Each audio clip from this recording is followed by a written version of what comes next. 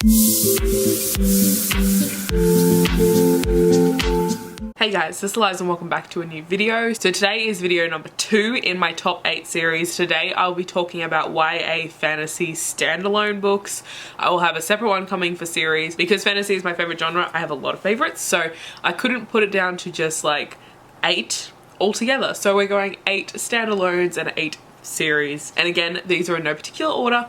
First we have Ramadhaf by Nadine Brands. So Ramadhaf follows a main character called Anastasia, and she is recruited to smuggle a spell with her as she is on her way to exile in Siberia. But the leader of the Bolshevik army is after her, and she ends up having to team up with a Bolshevik soldier in order to survive. Yeah, I really enjoyed this one. I had rated it 5 stars. Of course, it is on this list of top 8s. Obviously, I loved it. This one was really action-packed. It was really interesting. It was a really interesting setting, and I really enjoyed the characters. There is a little bit of romance in here, but it wasn't too much for me. Like, if you don't know, I don't like romance, but it wasn't too much for me, so I ended up enjoying it. But I have loved both the books I've read by Nadine Brands so far. Another one of hers will be on this list as well. So I just really love her writing. That she is just a way of writing characters and also locations that just fully engrosses you and makes you so committed to these characters that you just can't wait to see what happens to them next. I highly recommend picking up Ramadhaf, and the audiobook was also really good, so I highly recommend picking it up. The other one I don't own a physical copy of is Sherwood by Megan Spooner. I have never actually read anything by Megan Spooner by herself. I had read one of her books, I can't think what it's called, but she wrote it with Amy Kaufman, and I didn't love it, so I was a little bit hesitant going into this because I didn't know if it was her writing that I didn't enjoy that was like mixed in with Amy Kaufman's, and that was the reason I wasn't enjoying it. I don't know, but I ended up really enjoying Sherwood. So Sherwood is basically a gender flipped retelling of Robin Hood, but in this one, Robin is dead and Maid Marian ends up disguising herself as Hood, and they're calling him like Hood's ghost is coming back to save the people. And yeah, it was really interesting. I love the story of Robin Hood, and this was a really interesting retelling. I loved that we got the bit of a gender flip and Maid Marian was Robin. I just loved it. It was very intriguing, very action-packed. I had a lot of fun reading it, and I highly recommend picking it up. So next we have Evercursed by Corey Ann Hadou. This one I picked up relatively recently. I didn't know anything about it and I ended up really enjoying it. I think I rated this one 4.5 stars. It's on the lower end of this list for favorites, but I did really enjoy it. So in this one, this is like kind of like a fairy tale, kind of like dark fairy tale, I guess you could call it. But in this one, the main character is one of the 5 princesses of the king and queen who are cursed, and they are not meant to, do they die at a certain age or something? I can't remember what the curse actually was. And also the queen is locked in a glass box unconscious. So basically our main character is going off to save her sisters and her mother by collecting 5 things throughout the kingdom, and they are a clock from the oldest, a tear from the saddest, a lock of hair from the most beautiful, a crown from the richest. There is 4 things, that's right, not 5. But she ends up finding out the curse isn't exactly what it seems, and there is a whole lot else going on. But I really enjoyed this. I really enjoyed the friendship in this as well. Also, this cover is really, really pretty.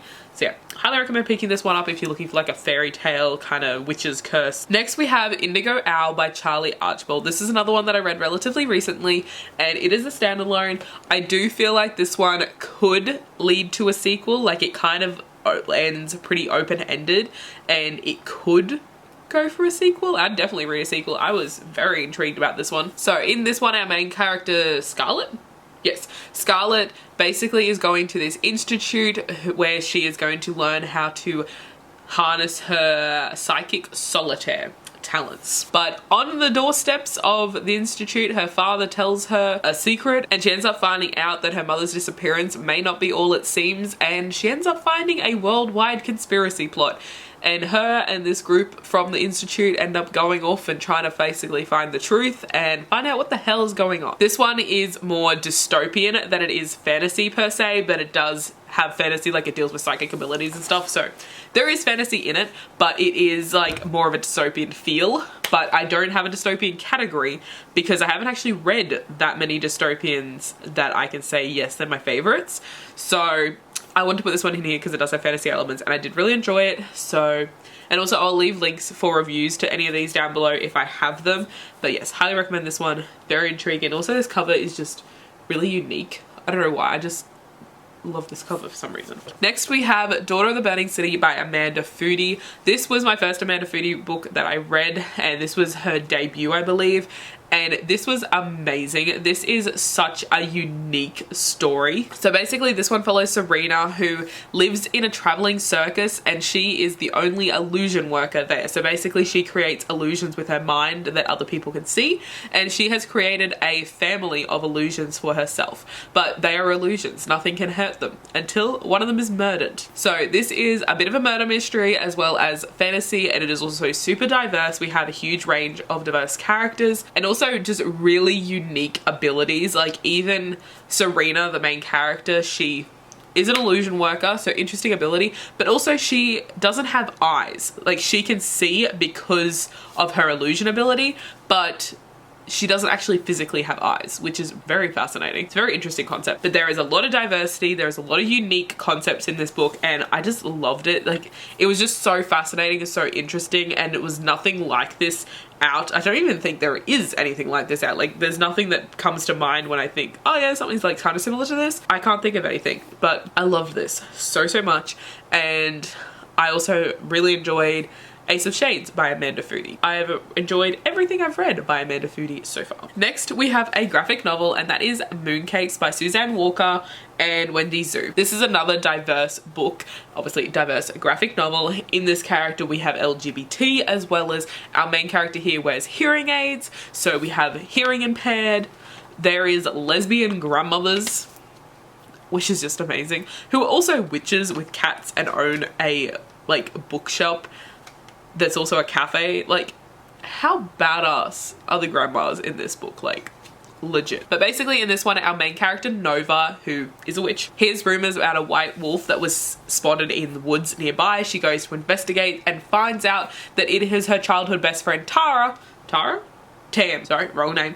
Her best friend Tam, who is a werewolf, and she finds Tam in werewolf form battling a, what is it, zombie horse or something? Horse demon, that's right. And these dark forces are trying to steal Tam's wolf abilities. So her and Nova go off on a quest to try and save everything, and it's just amazing. Like, so it's so diverse. The artwork is just bright and incredible. It's full of witches, and I just loved this story so much. I would be so keen to read another book in this world, even if we're not following these characters. But yeah, I really enjoyed this one. Highly recommend it. I know everyone and their dog has been talking about Mooncake since it released, but I loved it, and I'm so keen to see if these two authors are going to do anything else in the graphic novel realm. Next we have Forks by Nadine Brands, same author as Ramadhaf, which I talked about earlier. This is another unique, interesting world, and I honestly didn't know what to think about this one when I went into it, but ended up really enjoying it. There you go. I even have a little note at the front. I must have been writing review notes, but it says good discussion about racism, amazing world building, interesting magic system. There you go. That's my review notes. So in this one, this is set after a war, and basically there is these two groups of people. There is the Keepers and there is the Igniters. The Keepers think the Igniters started the plague. The Igniters think the Keepers started the plague. No one actually knows what went down, but the plague is basically turns people to stone slowly, and our main character's eye has been turned to stone and is slowly spreading. And his father, who is a keeper, tries to recruit him in this plot that is apparently going to get rid of the plague. But the only problem, doing this plot will end up harming the family of the girl he loves. So, you know, a lot of controversy. I loved this story. Actually, I didn't necessarily love the romance. Like, the romance was fine. Nothing bad, nothing good. Like, I'm just not a romance reader. I'm just like, yeah, okay, it was there, cool. But I really enjoyed the girl. I can't even remember what her name is. Does it say just here what her name is? No, all it says is the main character's name. It doesn't say what her name is. But yeah, I actually really enjoyed her as a character, and I really enjoyed Thomas as a character, and I love this really unique world where this plague is turning people to stone, and there is all this back and forth, and like there's a lot of discussion of what's right, what's wrong, and then like I said, there's also discussions of racism in there as well. And yeah, I really enjoyed it and highly recommend. This is like set, I don't even know if it says when it's set, but it's 17th century London. There you go. So it's set in 17th century London, which is a really atmospheric time. So I loved reading this. The world building is amazing. The characters are amazing. The plot is action packed. Highly recommend. So the last book on this list is Sorcery of Thorns by Margaret Rogerson. I just kicked my tripod by accident, so if the camera moved, that is why. So this one we follow our main character called Elizabeth, and she is training to protect the grimoires, which is basically where the magic is stored. They're these living books basically, and if they are, what is it? What's the term they use? If provoked, they transform into grotesque monsters of ink and leather. So basically she's trying to become a protector of them and keep them, you know, all where they're meant to be, and so they're not going off and trying to kill people and stuff. But there is an act of sabotage, and one of the dangerous grimoires gets loose. She tries to, you know, stop it from getting loose, and she's ended up implicated for the crime and is sent to the capital for trial. And also in this world, the sorcerers are the bad guys. Like, they're causing all the problems supposedly, but a young sorcerer, what's his name, Thomas or something? No, Nathaniel. Thomas was the main character of the last one. But yeah, this young sorcerer named Nathaniel is trying to help her, and it makes her rethink everything she knows about sorcerers. And they're also trying to save the world because, you know, all the libraries could be in danger, and there's this like conspiracy that she gets dragged into.